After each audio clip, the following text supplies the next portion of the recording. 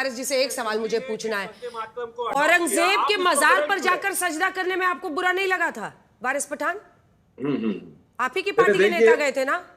अरे protected monument है, हटा दो, वहां से नहीं जाएंगे, सजदा नहीं करेंगे जाके। लेकिन अब ये नेशनलिज्म पेट्रियोटिज्म की जो सर्टिफिकेट बांटा वहां पर सजदा करने पर आपका अपना ईमान नहीं आया बीच में? अरे सुनिए, जैसा सबको सुने, मुझे बोलने दिए। अभी नेशनलिज्म का इतना बड़ा बड़ा औरंगजेब पे तो बोलिए ना सर, वहां पे सजदा करने में कोई दिक्कत नहीं। अब बताइए ना, अब बताइए 15 तारीख को भारत पाकिस्तान के साथ क्यों मैच खेलने जा रहा है? इतने बड़े नेशनलिस्ट है, अगर अमित शाह और जय शाह में थोड़ी शर्म बाकी है तो बीसीसीआई चुनिंदा रुपयों के लिए भारत पाकिस्तान को मैच क्यों बुला रहा है? कल ही यूएन का रिपोर्ट आया है ना कि जो रेड फोर्ट के ऊपर जो अटैक हुआ, बॉम्ब ब्लास्ट हुआ, उसमें जैश का हाथ है। जिसमें दोनों पर आपका जैश तो पाकिस्तानी है। ठीक है, दोनों पर आपका जवाब। और जो तौसीफ खान साहब कह रहे हैं पहलगाम पाकिस्तान का, फिर क्यों मैच खेल रहे हैं? अरे नेशनलिज्म का सिर्फ ढोंग रचा रहे हैं आप लोगों के सामने, चुनिंदा रुपयों के लिए भारत देश की कि बंगाल पॉलिटिक्स से मोटिवेटेड है सीधा, और मैच पर वो पूछ रहे हैं। ठीक है सुधांशु जी, जवाब इनका जवाब दोनों तीनों की बात। देखिए, अगर ये कहते हैं कि मजहबी अकीदा सबसे ऊपर है, यानी धार्मिक श्रद्धा सबसे ऊपर है, तो मैं पूछना चाहता हूं, मस्जिद आपके लिए इबादत का स्थान है,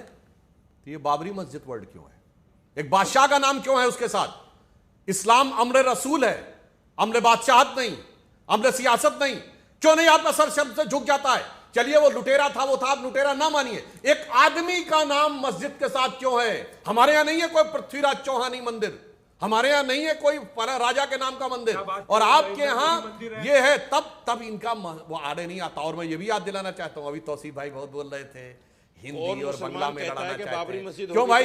ये बाबरी मस्जिद जहां बन रही है मुर्शिदाबाद में, मुर्शिदाबाद में पूरा करने दिए, परेशान ना होइए तौसीफ भाई। देखिए, अभी बहुत अरमानों में बिजली गिरने वाली है। मुर्शिदाबाद से सांसद कौन है?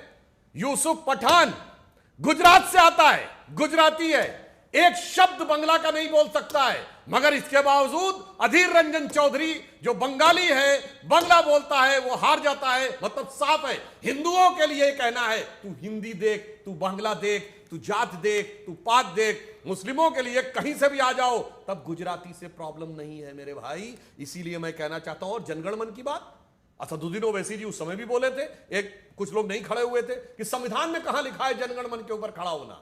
तो यहां रविन्द्रनाथ टैगोर जी का अपमान याद नहीं आया था तौसीफ भाई? और मैं एक और बात कह दूं, मौलाना रशीदी जी ने कहा कि हम इस्लाम में अपने ईमान के पक्के हैं। सुनिए, आप परेशान ना होइए। मौलाना रशीदी साहब, आपने कहा ईमान के पक्के हैं, तो इस्लाम के हिसाब से ब्याज देना हराम है, तो ब्याज वापस कर दिया करिए ना। वो भी बैंक से ले रहे हैं जिसका सीएमडी काफिर होता है, काफिरों का पैसा ले रहे हैं। गजब के ईमान के पक्के हैं, ये कच्चा वाला और वो पक्का वाला, जिसमें होकर पूरी लड़ाई हो सके। और लास्ट में मैं कहना चाहूंगा, देवियों की परिकल्पना हर समय, इन्होंने कहा अरबिक वर्ड की बात, अरब में भी 3 देवियां थी, अल्लत, उज्जा और मानत, और ये तीनों वही जो अभी फैज खान साहब ने बोला, दुर्गा, लक्ष्मी और सरस्वती की प्रतीक थी। तो ऐसा नहीं है। जापान में एक देवी है बैजेंटीन, जिनके हाथ में वीणा है, गॉडेस ऑफ विजडम है, बैठती है लोटस के ऊपर। ये पूरी दुनिया में था, किसी को कोई समस्या नहीं थी। मगर क्या बताएं, जब से ये देश सेकुलर हो गया है 1976 से, और सेकुलर राजनीति शुरू हो गई है, तब से ये पूरी तरीके से समझ में आने लगा है कि इसके ऊपर क्या राजनीति। बोलिए दुबे जी जल्दी से, फिर रशीदी जी आ रहे हैं। विषय ऐसा है कि 2 टाइप के मुसलमान हैं। एक मुसलमान है जो एपीजे अब्दुल कलाम साहब को अपना आदर्श मानते हैं, अब्दुल हमीद साहब को अपना आदर्श मानते हैं, और दूसरे मुसलमान है जैसे वारिस पठान हो गए, ये कट्टरपंथी, मुगलों के बाहर ही नहीं निकल रहे हैं। अरे मुगलों को गए जमाना हो गया वारिस भाई, सपने से बाहर निकलो, जागो। ये आजाद मुल्क है, ये नया भारत है। यहां पर आपको स्तुति सुमन अगर करनी है तो मातृभूमि की करनी होगी, भारत माता की करनी होगी। उसमें हिंदू, मुसलमान, सिख, ईसाई, जैन, फारसी, बुद्ध सब आ गए। बहुत प्यारा खूबसूरत गुलदस्ता है, इस गुलदस्ते को पहचानो, और इसमें अगर अपने नफरती बीज डालने का दुस्साहस करोगे तो किनारे लग जाओगे। बीजेपी ने बड़ा अच्छा काम किया है ना। ये बीजेपी और कांग्रेस की बात है ही नहीं। अरे कैसे नहीं है, ये लेके आए ना। अरे लेके आए तो क्या हुआ? ये तो बहुत पहले, एक मिनट, ये तो बहुत पहले आ जाना चाहिए। आजकल आप बड़े हम बता रहे हैं। मैं पहले से कह रहा हूं, देश से बड़ा कोई धर्म नहीं। हमारे नेता ने हमें बोला है, देश से बड़ा कोई धर्म नहीं। हम हिंदू हैं, इसका हमें गर्व है, लेकिन हम भारतीय हैं, ये और भी बहुत बड़ा गर्व है। ये तो जीवन भर रहेगा। तो इसमें भारत बीजेपी कहां से आ गई? अरे बीजेपी सत्ता में है तो इन्हें मजबूर किया है हमने कि लाओ, अच्छा लाओ। उद्धव जी ने मजबूर किया इसलिए। देखिए, पार्टी मजबूर ये करती, जो बात बहस करती। कब ये इशू कब उठाया था उद्धव जी ने? हमेशा थोड़ा से। तो- अरे वंदे मातरम तो हमेशा गाते हैं, 1950 से गा रहे हैं, सिर्फ वो दर्जा चाहते थे। वो जो छो छंद है जो आज चलिए, जवाब दीजिए 2026 में लाए, देखिए, पहले ला देना पहले चाहिए उनके था। दबाव ये में बीजेपी लाए। कांग्रेस का मामला नहीं है। और यहां मैं संशोधन कर दूं, जो लोग कह रहे हैं 1950 में आ रहे थे, गलत है।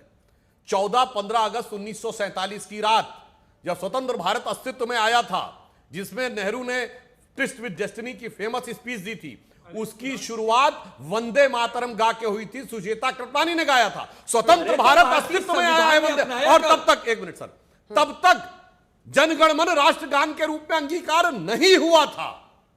यानी उस वादी सभा में जनगणमन नहीं गाया गया था, केवल वंदे मातरम गाया गया था। यानी भारत के स्वतंत्र का अस्तित्व। और वैसे देखिए, वारिस पठान साहब के लिए जानते क्या कहना चाहता हूं, वो बेचारे क्या करें, थोड़ा डरे हुए हैं, क्योंकि उनका जो बयान था ना कि 15 मिनट में पुलिस हटा लो तो सब देख लेंगे। अब वारिस पठान जैसे पढ़े लिखे वकील, बैठे वाली सोफिस्टिकेटेड लोग थोड़ी 15 मिनट में पुलिस के बगैर कर लेंगे। जिन लोगों के दम पे बोले थे, अब अगर उनकी बात नहीं मानेंगे तो जाने क्या दम निकाल देंगे। तो इस पे मुझे एक शेर याद आता है, हमारे यहाँ फैजाबाद के बड़े फेमस शायर थे रफीक शदानी, तो वो वैसे थोड़ा ग्रामीण अंचल की भाषा में शेर लिखते थे। तो उन्होंने ये कहा, दिल पे खाई चोट जरूर है, लेकिन मगर जितना चिल्लात है उतना चोटान थोड़े है।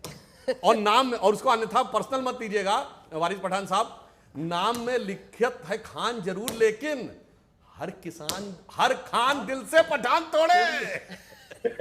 आप भी ढूंढ के लाए एकदम पठान जी के लिए। साजिद रशीदी साहब, जल्दी से आपका कमेंट उनकी बात पर। पठान है। देखिए अंजना जी, सुधांशु जी ने रशीदी साहब बोले एक बार, हाँ अभी जल्दी से।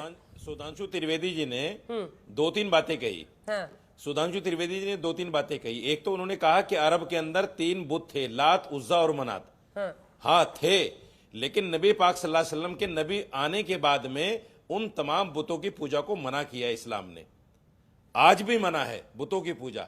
दूसरी बात, आपने कहा, आप मुझे बताइए, भारत के अंदर किसी भी मस्जिद का नाम क्या बाबर के नाम पर नहीं हो सकता? संविधान में ऐसी कोई पंक्ति है क्या? ऐसा कोई आर्टिकल है क्या? ऐसा कुछ कहा गया है क्या कि किसी मस्जिद का नाम बाबर औरंगजेब नहीं रखा जा सकता? पर आपकी नहीं, क्या नहीं, मजबूरी संविधान से है? नहीं। तीसरी मैं बात तो कि आप- बाबर के फैन क्लब में एक मिनट, मैं मौलाना है तो मैं आपसे सीधे पूछ रहा हूं, मजहब इस बात की इजाजत देता है कि आपकी मुकद्दस मस्जिद के नाम के आगे एक इंसान का नाम जुड़े? बोलिए हाँ या ना, सुनिए, बोलिए, अगर हिम्मत है तो सुनिए, सुनाइए। अगर हिम्मत है तो सुनिए, सुनिए। सवाल अगर का हिम्मत जवाब है दीजिए, हिम्मत मैं मत कह रहा हूं, ललकारिए। लाखों करोड़ों मुसलमान बच्चों के नाम बाबर हैं, क्या उनको निकाल दोगे आप?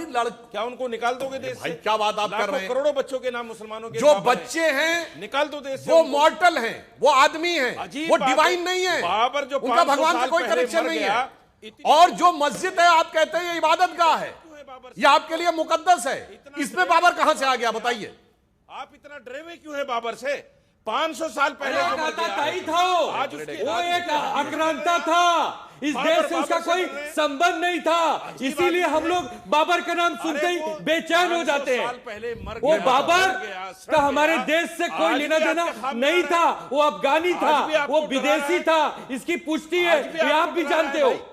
इस देश के एपीजे अब्दुल कलाम साहब थे। वैसे एक बात और कह दूं, ऐसा सुनिए, क्या था बाबर में? सुनिए क्या आज मौलाना भी साहब, आप डर रहे सुनिए, हो? काहे परेशान हो रहे हैं मौलाना आराम साहब? से, आपने बोल लिया, आप जवाब बोल दे लिया रहे हैं, मौलाना बाबर पे साहब। बोल आप रहे हैं, बताता हूं, पूछिए। पाकिस्तान की surface to surface air missile का नाम क्या है? बाबर, बाबर 1, बाबर 2, मगर बाबर में कोई खराबी नहीं।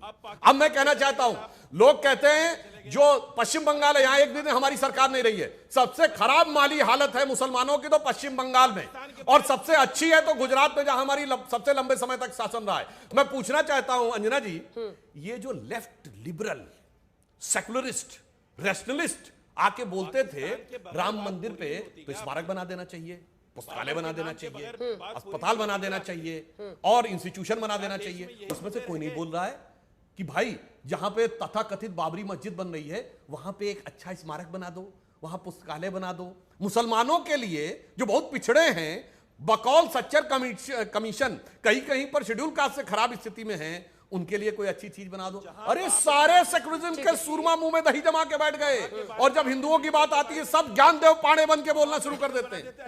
फैज खान साहब, एक सेकंड, सवाल है मेरा, ये बाबर फैन क्लब इस देश में जो है, जैसे ही बाबर का नाम लेते बड़े खुश हो जाते हैं और नाम भी घरों में रखा जाता है, लेकिन इस बात से कोई इनकार नहीं कर सकता, बाबरनामा में खुद बाबर ने लिखा है कि औध और संभल में मंदिरों को तोड़ा।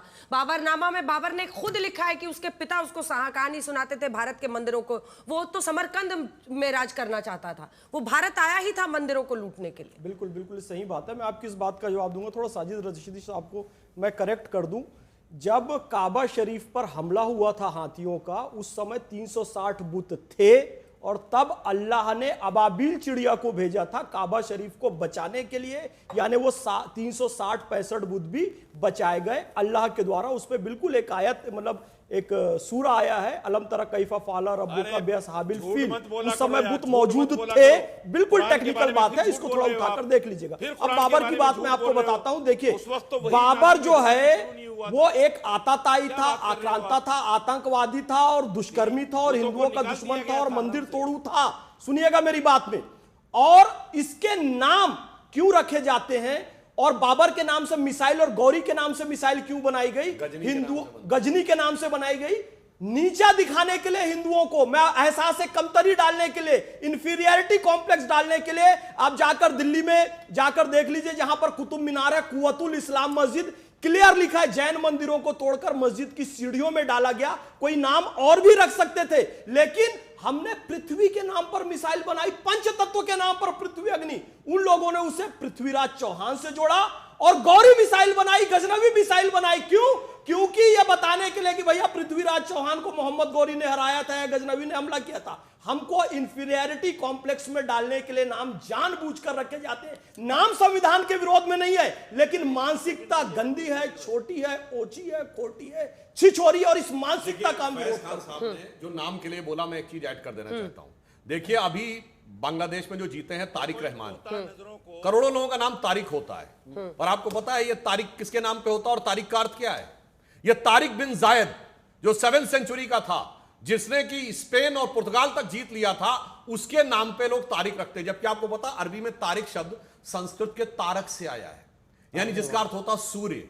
आप सोचिए, भारत के मुसलमान जो कि उस परंपरा से आता है, वो ये नहीं मानता कि मैं तारक के आधार पर तारिक रख रहा हूं, मैं स्पेन को जीतने वाले एक तारिक बिन जायद के नाम पे रख रहा हूं। यह होता है शिकस्त खुरदार, मस्क शुदा जहनियत, यानी पराजित और गुलाम मानसिकता का प्रतीक, जो अभी फैज खान साहब ने। हम तो सनातनी लोग हैं, नाम में क्या रखा है इनको बताता हूं। हम वो सनातनी हैं कि आज भी, हम तो राम भगवान के सबसे बड़े उपासक हैं ना, लेकिन आज भी हमारे देश में कोई अपने घर में कैकेयी और मंथरा नाम नहीं रखता। जानते हैं क्यों? इतिहास में कलंकित है। विभीषण रावण का भाई होने के बाद राम भगवान की मदद किया, एक मददगार दोस्त होने के बाद भी आज भी इस देश में लोग किसी बच्चे का नाम विभीषण नहीं रखते, दुर्योधन नहीं रख सकते, शकुनी नहीं रखते। लेकिन आप कैसे बड़े प्यार से तैमूर रख देते हो, बाबर रख देते हो, औरंगिया रख देते हो। शर्म नहीं आती है? ये फर्क है आप में और हमारी सोच में, बुद्धि में और विवेक में। इसीलिए कहते हैं प्रभु कि सनातन बनो, सनातन को फॉलो करो, वसुधैव कुटुंबकम को समझो। पूरा विश्व, ये पूरी दुनिया में हम ही तो कहते हैं विश्व का कल्याण हो, धर्म की जय हो, सब जगह शांति हो, अधर्म का नाश हो। और बोल दूं मौलाना साहब, एक लाइन सिर्फ। आप कहते हैं बुत परस्ती, सुनिए, बुत परस्ती हराम है, तो खड़े हुए बुत की पूजा नहीं होती। ये मजार क्या है? पड़ा हुआ बुत है कि नहीं?